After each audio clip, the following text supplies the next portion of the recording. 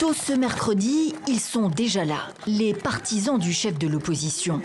Plusieurs routes menant à la capitale et à l'aéroport sont bloquées. L'optimisme reste de mise. Pourtant, les événements ne se sont pas déroulés comme prévu. Tard mardi soir, Nicole Pachinian est venu galvaniser les dizaines de milliers de personnes qui l'attendaient place de la République en plein centre d'Erevan. Il a appelé à la désobéissance civile et à la grève générale jusqu'à la victoire de la révolution d'amour et de tolérance selon ses propres mots.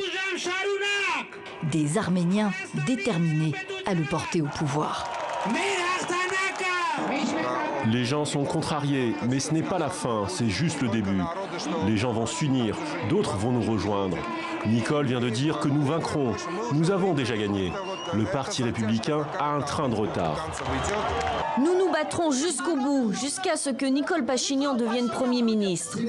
Dans la soirée, l'ancien journaliste qui a promis un tsunami politique si le parti au pouvoir volait la victoire du peuple a essuyé un cuisant échec au Parlement réuni en session extraordinaire.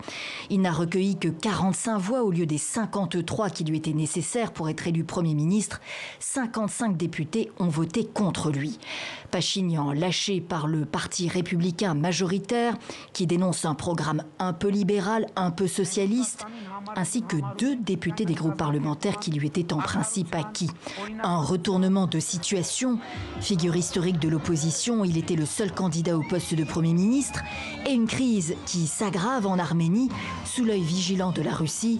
L'ancien pouvoir central, toujours influent dans l'ex-république soviétique, ne veut pas d'une contestation populaire aux mains d'un dirigeant qui pourrait lui être hostile.